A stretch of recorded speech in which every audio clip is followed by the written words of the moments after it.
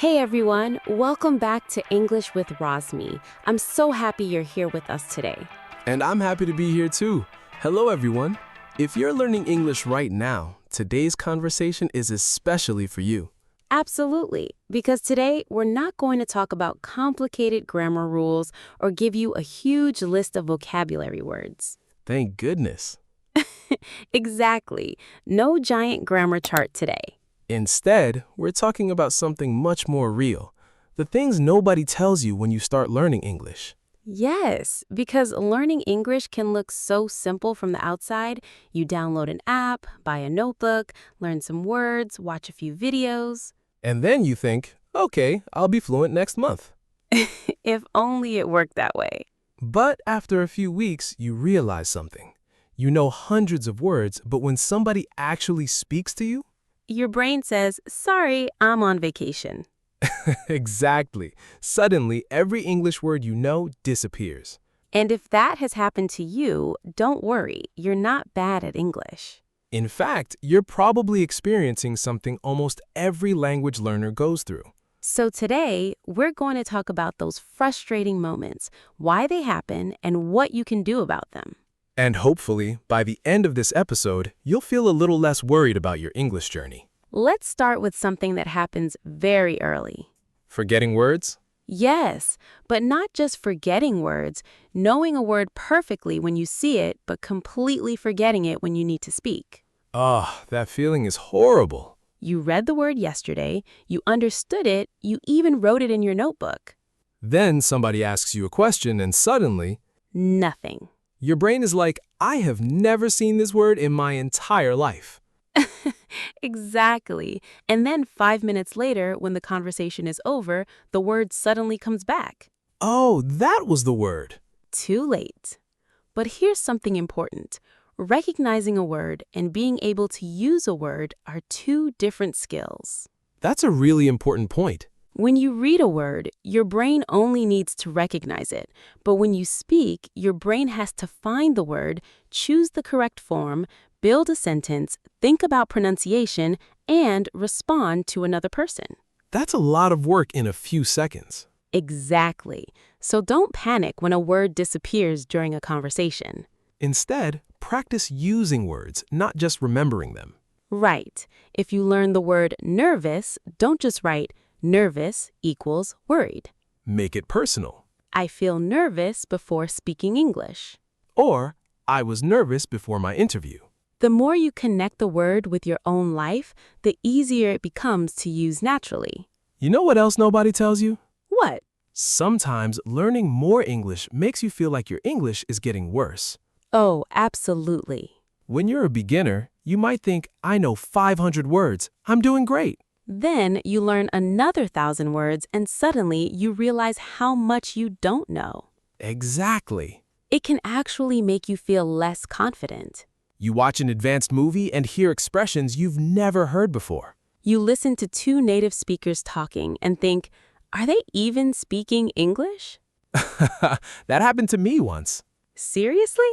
Yes, I understood every word individually, but when they put all the words together, nothing. That's such an important stage. The more you learn, the more you become aware of the language. So, if you suddenly feel like your English is terrible after watching an advanced video, remember this. You may not be getting worse. You may simply be noticing more. And noticing more is actually part of improving. Now, let's talk about something that scares almost every English learner. Speaking to a real person? Exactly. Practicing alone is comfortable. You can stop the video whenever you want. You can repeat the sentence 10 times. You can check Google. You can even say the same sentence again because nobody's waiting for your answer. But real conversations are different. Someone asks, what did you do this weekend? And your brain immediately starts an emergency meeting. Okay, everybody stay calm. We need a sentence. Do we use past simple, present perfect? What was that word for hiking? Meanwhile, the other person is just standing there waiting. Exactly. This is why speaking practice is so important. You need to train your brain to respond without analyzing every single word. But that doesn't mean you should try to speak perfectly. Please don't. If you wait until your English is perfect before speaking, you might wait forever. Mistakes are part of speaking practice. Think about children learning their first language. They make mistakes constantly. But they don't say, "I'm sorry, I need to study the grammar before I continue." They just keep talking. That's the attitude we need. Here's something else that can completely change your English journey. Your environment? Yes, if English only exists inside your study time, it can feel like a school subject. You study English from 7 to 7:30. Then at 7:31, English disappears from your life. Exactly. But what if you bring small amounts of English into your normal day? That sounds much easier. It is. Change the language on your phone to English. Read the ingredients on a food package. Search YouTube in English. Write your shopping list in English. Think about simple things around you. I need to charge my phone. I'm going to make coffee. Where did I put my keys? These tiny sentences may seem too easy. But that's exactly why they're useful. You're teaching your brain that English isn't only something you study, it's something you use. In speaking of using English, we have to talk about vocabulary. Let me guess. Don't memorize 50 words a day? Exactly. I know people who write huge vocabulary lists. Today, I'm going to learn 100 new English words. Tomorrow, they remember 3. maybe 4 if they're lucky. The problem isn't that they're not working hard. They're working too hard in the wrong way.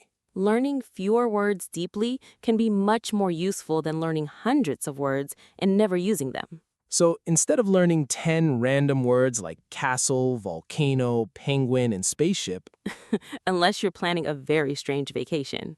learn words that belong to your real life. If you work in an office, learn office vocabulary. If you love cooking, learn cooking vocabulary. If you love gaming, learn words you hear while gaming. If you talk to friends every day, learn phrases for everyday conversations. Your vocabulary should solve problems you actually have. There's another problem, though. Which one? Learners often become obsessed with individual words. Yes. They learn decision. Then later they learn make a decision. And that second one is actually much more useful. Exactly. English is full of word combinations. Make a mistake. Take a break. Have fun. Catch a bus. Get ready. If you learn these as complete phrases, speaking becomes much easier. Because you're not building every sentence from zero. Your brain starts remembering chunks of language. Like little Lego pieces. Exactly. Instead of creating every sentence brick by brick, you already have pieces ready to use. Now, Caleb, I want to ask you something. Go ahead. What do you think is one of the biggest reasons people lose motivation? Comparing themselves to other learners. Yes. Someone watches another person speaking fluent English online and thinks, Why can't I speak like that? but they don't know how long that person has been learning. They don't know how many mistakes that person made. They don't know how many years of practice happened before that video.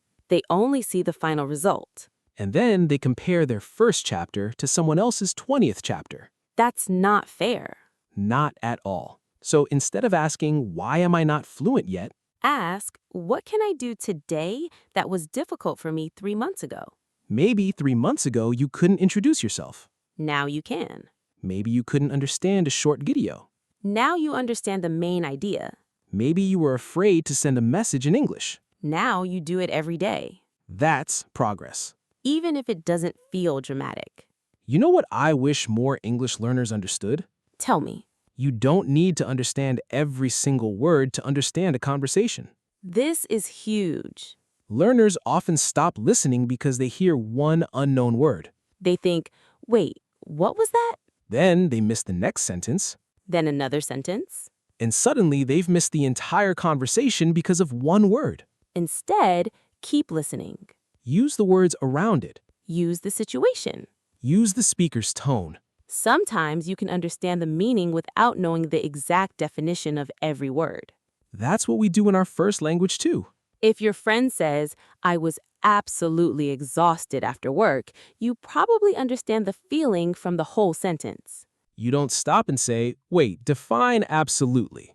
Exactly. So don't treat English like a puzzle where every single piece must be understood immediately. And now we have to talk about pronunciation. The famous accent problem. Yes, so many learners think they need to sound exactly like someone from London or New York. But English has so many accents. British English, American English, Australian English, Indian English, Pakistani English, Nigerian English. The list goes on. Your goal should not be to erase where you come from. Your goal should be to make your speech clear. Exactly. If someone understands you easily, your pronunciation is doing its job. And there are certain things worth practicing. Word endings, Difficult sounds, sentence stress. and the rhythm of English. But you don't need to become a completely different person. Your accent can be part of your identity. And honestly, speaking another language at all is something to be proud of.